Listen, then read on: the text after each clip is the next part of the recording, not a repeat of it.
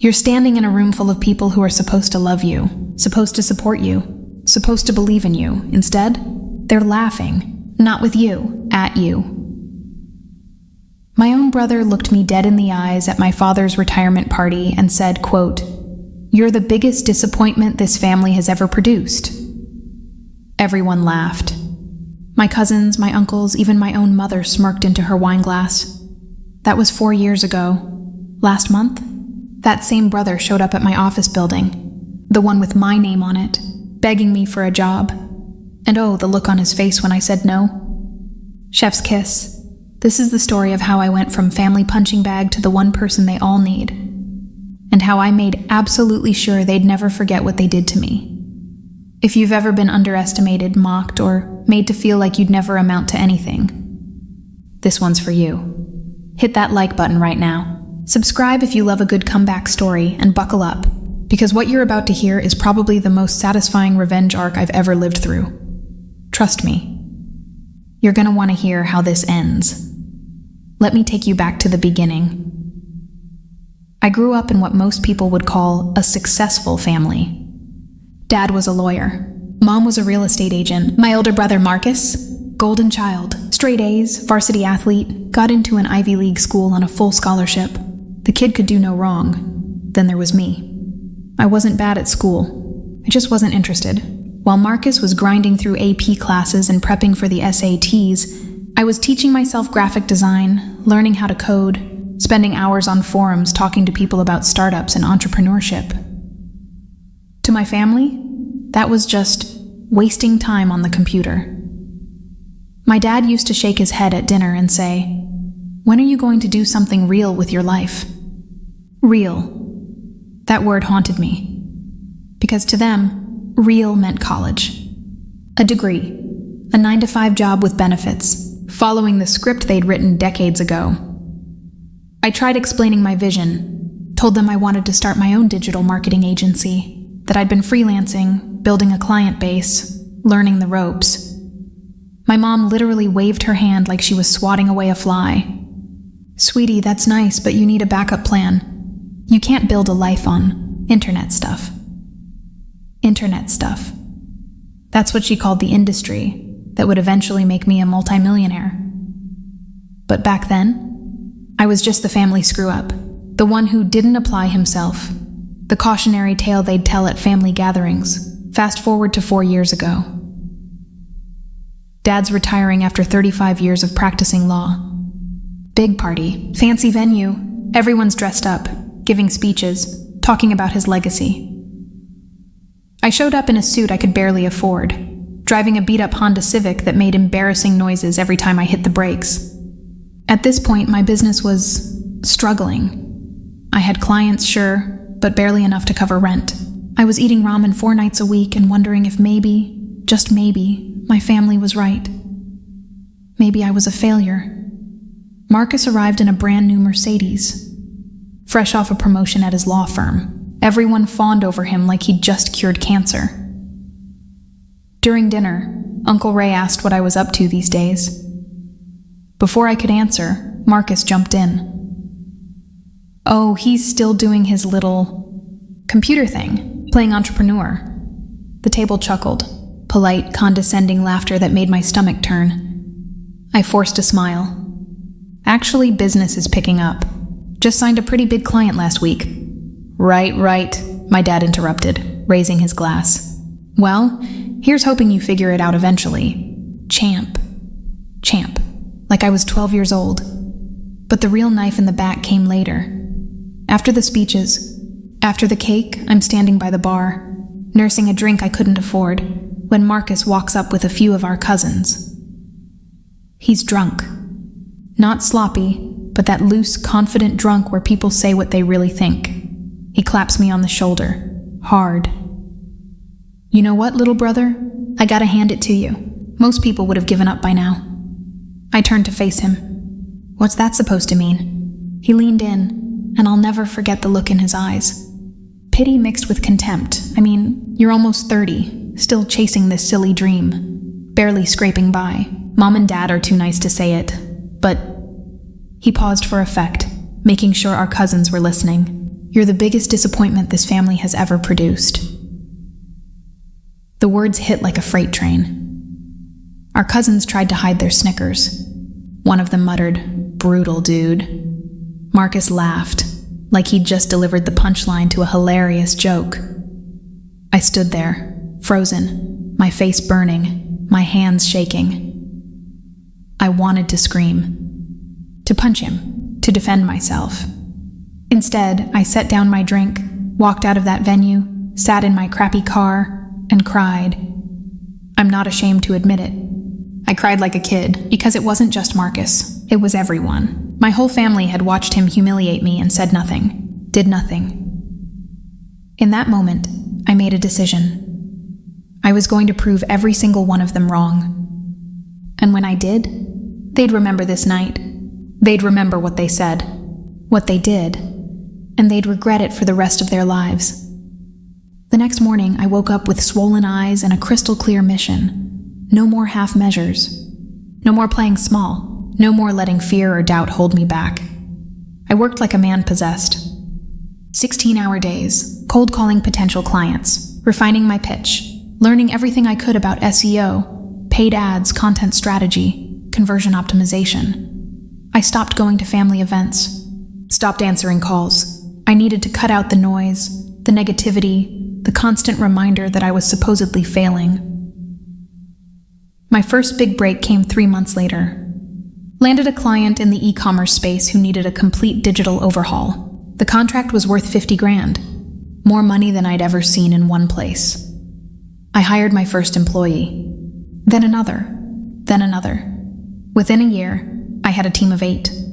Revenue hit $500,000. By year 2, $2 million. Year 3, $8 million. I reinvested everything, bought better tools, hired top talent, moved into a real office space instead of working from my cramped apartment. And the whole time, radio silence from my family. No congratulations, no proud of you, nothing. Because to them, I was still the disappointment. The one who'd figure it out eventually. But I didn't need their validation anymore. I had something better. Proof year 4. Last year, my company hit $15 million in annual revenue. I bought a house. Not just any house, a 4-bedroom modern masterpiece in the same neighborhood where my parents lived. Bought it in cash. Around the same time, Marcus's life started falling apart. His law firm merged with a bigger competitor. Half the staff got laid off, including him. Suddenly, the golden child wasn't so golden anymore. I heard through the grapevine, Mom, naturally, that he was struggling. Sending out resumes, burning through savings, getting desperate. And me? I'm opening a second office, featured in a business magazine, invited to speak at industry conferences. Funny how things change. 3 months ago, I'm in my office, corner suite, floor-to-ceiling windows overlooking the city, when my assistant buzzes me. There's a Marcus here to see you. Says he's your brother. He doesn't have an appointment. My heart rate spiked. Not from fear, from anticipation. Send him in. The door opens, and there he is. My big brother, the guy who called me the biggest disappointment our family ever produced. Except now, he looks small, tired, wearing a suit that's slightly too big, like he's lost weight from stress. He forces a smile. Hey man, long time, I don't get up. Don't offer him a seat. What do you want, Marcus? He shifts his weight, uncomfortable. Look, I know we haven't talked in a while, but I heard you're doing really well. Congrats, by the way. Seriously, I always knew you'd... Stop. The word comes out cold, sharp. His smile falters. You didn't come here to congratulate me, I continue. So why don't you skip the bullshit and tell me what you actually want? He swallows hard. I need a job. I know you're hiring, and I thought... You thought what? That I'd just forget? Forget what? I stand up now, walking around my desk, leaning against it, arms crossed. Dad's retirement party. 4 years ago, you told me I was the biggest disappointment this family ever produced. Remember that? His face goes pale. Look, I was drunk. I didn't mean... Everyone laughed, Marcus. You humiliated me in front of our entire family. And nobody said a word. Not you, not Mom, not Dad, nobody. I'm sorry, okay? I was an idiot. I was jealous, and I took it out on you. But come on, we're brothers. Can't we move past this? I let the silence hang there. Let him squirm. You want to know something funny? I finally say. That night, I sat in my car and cried. Actually cried. Because I thought maybe you were right. Maybe I was a failure. His eyes dropped to the floor. But then I realized something. You didn't break me. You motivated me. Every late night, every rejection, every moment I wanted to quit, I thought about what you said, and I used it. I turned your cruelty into fuel. I walk back to my chair, sit down, and look him dead in the eyes. So here's my answer. No, you can't work here. Not now, not ever, because every time I'd see your face, I'd remember what you did. And honestly, I don't want that energy in my company. He stands there, stunned. You're seriously going to hold a grudge over something I said years ago? I'm not holding a grudge, Marcus. I'm setting a boundary. There's a difference. He opens his mouth to argue, then stops. Realizes there's nothing he can say. Nothing that'll change my mind. You know what? He mutters. You've changed. You used to be a good person. I smile. Not a happy smile. A knowing one. No, I'm the same person. I just stopped letting people like you walk all over me. He turns and walks out without another word. And as the door closes behind him, I feel it. Pure, unfiltered satisfaction. Word spread fast. Mom called me the next day, crying, begging me to reconsider. He's family, sweetheart. He made a mistake.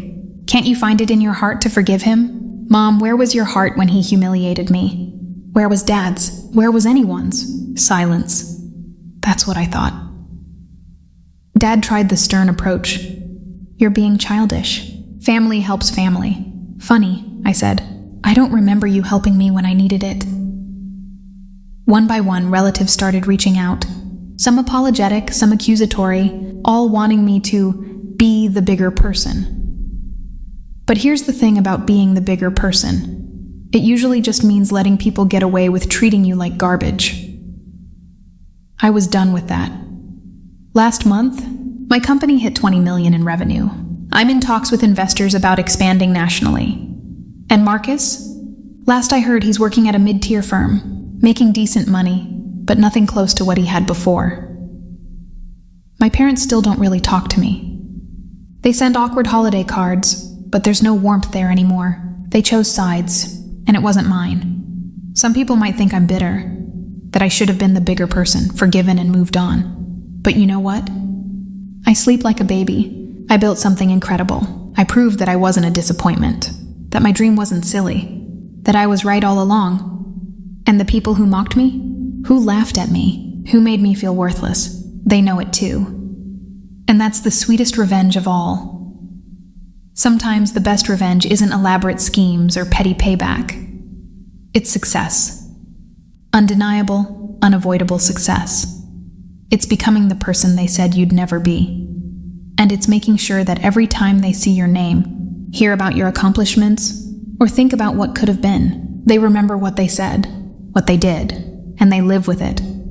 If this story hit home for you, if you've ever been underestimated or written off, smash that like button. Seriously, let me know you felt this one. Drop a comment telling me, what's the most satisfying comeback you've ever witnessed? Or better yet, what's your revenge story?